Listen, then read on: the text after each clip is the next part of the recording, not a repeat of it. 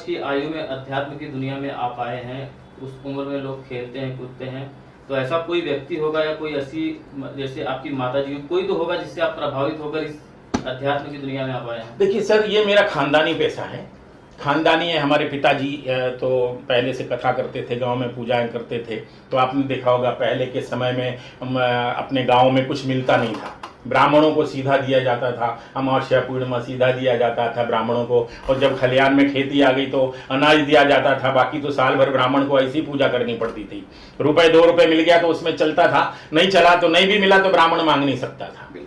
तो इस प्रकार से हमारा जो पहले से हम पुरोहित चले आ रहे हैं बनते हुए, तो जब मैंने देखा कि पिताजी हैं, पिताजी नहीं कर पा रहे तो मैं भी कुछ मदद करूं, तो मैं पिताजी के साथ लग गया। फिर जब पिताजी के साथ लग गया तो जितने पिताजी के गुण थे वो पिताजी अब मेरे पिता हैं, मेरे गुरु हैं, मेरे देव हैं, मेरे परमेश्वर हैं। मुझे पता नहीं, लेकिन मेरे लिए तो सभी, मेरे माता पिता दोनों ही मेरे लिए ईश्वर हैं। जो उनसे मैंने पाया वो मैंने दुनिया को बांटा, और आज भी मैं दुनिया को वही बांट रहा हूँ, आगे भी बांटता रहूंगा। जब तक मेरा जीवन रहेगा तब तक मैं बांटता रहूंगा। सर, आपके परिचय के लिए बताने के लिए अवार्ड ही काफी है, तो बताइए कैसा सफर रहा अब तक का? कई उतार चढ़ाव भी आए होंगे आपके जीवन में। देखो, जीवन जब स्टार्ट होता है ना तो हमें मार्ग नजर नहीं आता। हम कहीं भी चलते हैं ना, अब आपको मैं एक छोटी सी 2 सेकंड की एक मैं कहानी बता देता हूँ। 6 साल का बालक है, उसको पता नहीं कि भगवान क्या होता है, लेकिन श्रावण का महीने में दुनिया के भाइयों ने राखी बंधाई अपनी बहन से, पर उसके पास कोई बहन नहीं थी। वो बोला मुझे अपनी बहन से राखी बंधाना, मेरी बहन कहाँ मुझे बता दो। तो माँ घर लीप रही थी गोबर से, पहले अपने गांव साइड में सब गोबर से लीपा जाता था, तो लीप रही थी। तो उसने माँ से हट किया बेटा ने, कि कहा कि माँ मुझे मेरी बहन कहाँ है बताओ। तो माँ ने गुस्से में बोली तेरी बहन अयोध्या में जाओ। तो बोले अयोध्या में मैं कहाँ ढूंढूंगा? तो बोले तेरी बहन का नाम जानकी और तेरे जीजा का नाम राम है, अयोध्या में रहते हैं, चला जा। वो बेटा श्रावण भर बारिश इतनी हो रही थी, नदियां चढ़ी हुई थी, पानी कड़क रहा था, कीड़े मकोड़े रोड पे थे, लेकिन उसको एक लगन थी कि मुझे मेरी बहन से मिलना। उसको ये नहीं था कि ये तो माता है, जगत जननी है, ये तो दुर्गा है, ये पता नहीं था, लेकिन उसको ये था कि मुझे अपनी बहन से मिलना है। वो चला गया। अयोध्या पहुंचते पहुंचते उसने बहुत दुख झेले, बहुत कुछ किया, उसको मार्ग नहीं मिलता था, लोगों ने मार्ग नहीं बताया, लेकिन ऊपर वाले की ऐसी महिमा थी कि उस 6 वर्ष के बालक को अयोध्या का मार्ग मिल गया। आप ये सोच, जब वो 6 वर्ष के अयोध्या के बालक को मार्ग मिल गया तो मैं तो 9 साल का था, 3 साल उससे बड़ा था। तो जैसा ही वो अयोध्या पहुंचा, अयोध्या में लोगों से पूछा उसने कि माता जानकी कहाँ रहती हैं, मुझे बताओ। लोगों ने बताने से इनकार किया कि माता वो तो जानकी है, बच्ची को क्या मिलेगी, बच्चा पागल हो गया है क्या? लेकिन वो बोला नहीं, जानकी मेरी बहन है, मुझे अपनी बहन से रक्षाबंधन के दिन राखी बंधानी है। अगर मेरी बहन मुझे नहीं मिलेगी तो मैं सरयू के किनारे जान दे दूंगा, पर मैं विदाउट राखी बांध के घर नहीं जाऊंगा।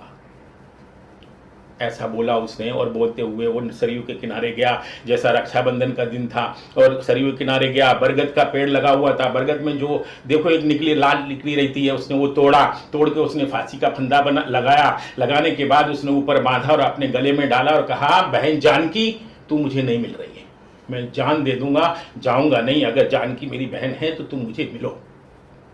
उसने गले में फंदा डाला और डाल के जैसे ही छलांग लगाने की कोशिश की, जानकी सामने आ गई। वहां से आवाज आई कि बेटा मैं हूं, मैं जानकी हूं, वापस आ जा, मत आत्महत्या मत कर, फांसी मत लगा। उसने देखा पलट के कौन है, तो उसने देखा कि कोई महिला 16 श्रृंगार की हुए हाथ में थाली लेके खड़ी हुई है। तो वो बालक ऊपर से नीचे उतर के आया, और जाने के बाद उसने सोचा कि मेरी बहन है, और जब मेरी बहन है तो गया बहन के पास, दोनों एक दूसरे से आलिंगन करने लगे। करने के बाद जानकी ने कहा कि बेटा ये रक्षाबंधन का दिन है, पहले मैं तुझे राखी बांधूंगी, तू मेरे से राखी बंधा, उसके बाद अपन बात करेंगे। और वो जानकी ने उस बालक को राखी बांधी। उसको ये नहीं मालूम था ये तो जगत जननी है, मैं कहाँ जा रहा हूं, मैं किससे मिल रहा हूं, ये पता नहीं था, लेकिन उसको राखी बांधी। लोगों का भरोसा हट गया, वो गांव आया। गांव में उसने चौपाल पे खड़ा होकर कहा कि मैं जानकी से राखी बंधा के आया हूं। तो लोग बोलने लगे ये झूठ बोल रहा है, क्योंकि जानकी, पुजारी बोला जीवन भर हमारी सहायता करते करते हम मर गए, हमको जानकी ने दर्शन नहीं दिया, इस बालक को कैसे मिल गई? तो अगले साल वापस गया, जानकी से मिला, जानकी को गांव लेके आया और चौपाल पे खड़ा होकर दुनिया को दर्शन कराए। ऐसे महान बालक, ऐसे 6 वर्ष के बालक को अगर मार्ग जीवन का मिल सकता है, ऊपर वाला दर्शन दे सकता है, तो हम लोग तो बहुत बड़े बड़े हैं। अगर हम उनके सहारे चलने लगेंगे तो हर मार्ग छोटा हो जाता है और मार्ग ढूंढते ढूंढते हमको जहां जाना होता है वहां ऊपर वाला पहुंचा ही देता है। भले हमको नहीं दर्शन दे, हमको नहीं जाने, हम नहीं जान पाए उसकी महिमा क्या है क्या नहीं, लेकिन जब वो दर्शन देता है और जब वो ऊपर से रहम करता है तो इंसान अपनी पहुंच पे, जहां उसकी चोटी होती है, उसकी सोच होती है कि मुझे यहां जाना है, तो इंसान पहुंच ही जाता है। बड़े पैरों में खड्डे हों, कांटे लगे, पत्थर लगे, कुछ भी लगे, लेकिन वो इंसान वहां पे पहुंच जाता है। ऐसे हमारे सनातन की महिमा है। और सनातन में जितने भी ईश्वर परमेश्वर जो भी हैं, सब ऐसा ही अपने अपने अपने भक्त की रक्षा करते हैं। कहा गया कि भक्त के बस में है भगवान, भगवान हमारे बस में है, हम भगवान के बस में नहीं है। ऐसा ही सनातन है और सनातन जैसा धर्म मैंने कहीं पाया नहीं। जीवन मेरा सनातन है, मरण मेरा सनातन है और सनातन ही सनातन है। धर्मों की बात करें तो सर मौजूदा समय में धर्मों को लेकर लड़ाई चल रही है, क्या कुछ कहना चाहेंगे उसको लेकर? क्या देखो भाई साहब, देखो मैं बता रहा हूं धर्म के बारे में। सुबह भाई कोई जानता है धर्म क्या है? आप जानते हैं धर्म क्या है? आप जानते हैं धर्म क्या है? बताओ मुझे, कौन जानता कि कौन सा धर्म है? कोई धर्म नहीं जानता कि धर्म क्या है। सिर्फ हिंदू मुस्लिम करके लड़ रहे हैं। ईसाई लड़ता है क्या? और कोई धर्म लड़ता है? सिख नहीं लड़ता है, ईसाई नहीं, कोई नहीं लड़ता है। क्योंकि ये दोनों में ऐसा है, जैसे अभी इस्लाम में आप जाओ तो इस्लाम में थोड़े समझदार ज्यादा हैं, सनातन में आओ तो भी सनातन ज्यादा समझदार होते हैं आपस में। धर्म कोई नहीं जानता कौन सा धर्म। मैं बोलता, जो हिंदू बोलता मैं हिंदू हूं, वो हिंदू नहीं है और सनातनी है। इस्लाम का आदमी बोलता है कि मैं मुसलमान, बोलता है कि मैं मुसलमान नहीं हूं, मैं बोलता हूं इस्लामिक है। पर इनको खुद को ही पता नहीं है कि हम कौन से धर्म से हैं, क्या धर्म होता क्या है। धर्म की व्याख्या तो श्री तुलसीदास जी ने की है और वाल्मीकि जी ने की है।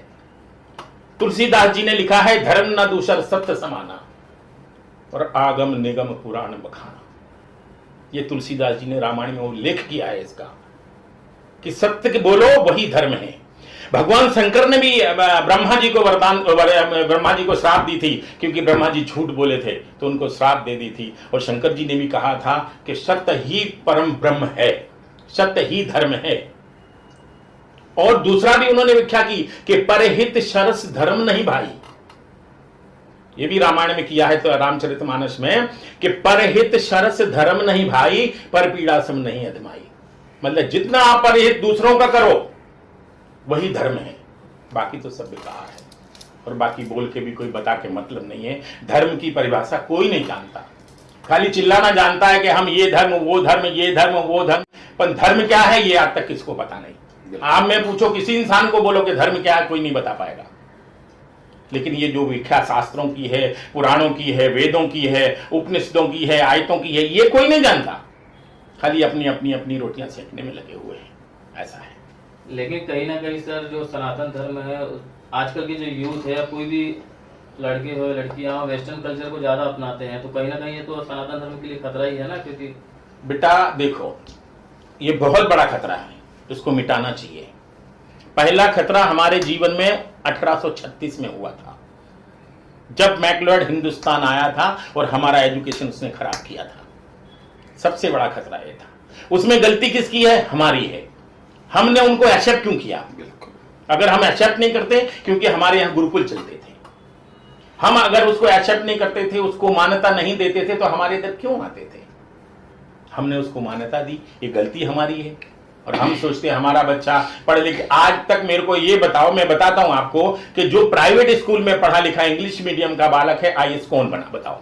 बिल्कुल, सब गवर्नमेंट स्कूल से पास होके बन के वही आईएएस बनते हैं। यस, और वो भी गांवों के बच्चे होते हैं, सिटी के नहीं, गांवों के बनते हैं। आप सोचो तो कौन बना है? ये गलती किसकी है? ये गलती हम लोगों की खुद की है। हम लोग अपने गले में देखते नहीं है, दूसरे के गले के घंटे को आजमाते हैं कि ये बचता कि नहीं बचता है।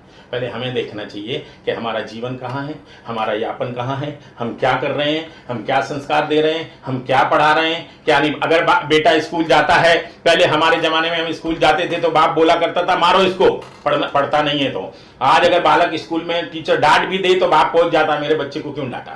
तो वो पढ़ेगा या बाप की सुनेगा? ये बताओ। तो ऐसे ऐसे संस्कार खराब होता है देते, इसलिए आदमी उस तक नहीं पहुंच पाता है। और ये हमारे लिए बहुत खतरा है, बहुत बड़ा वेस्टर्न कल्चर खतरा है, और इस खतरे को हमें संभालना पड़ेगा। इसमें मैं चाहूं अकेला, आप चाहो अकेला, ये शुभू भाई चाहे अकेला, कोई भी कुछ नहीं कर सकता। इसमें मिलके, साथ मिलके ही सभी कुछ करेंगे, तभी कुछ काम चल पाएगा, वरना एक आदमी भाड़ नहीं खोल सकता। आखिरी सवाल सर, जो 27 तारीख को प्रोग्राम होने वाला है, आपके शुभ हाथों से होने वाला है, क्या कुछ कहना चाहेंगे और क्या मैसेज देना चाहेंगे?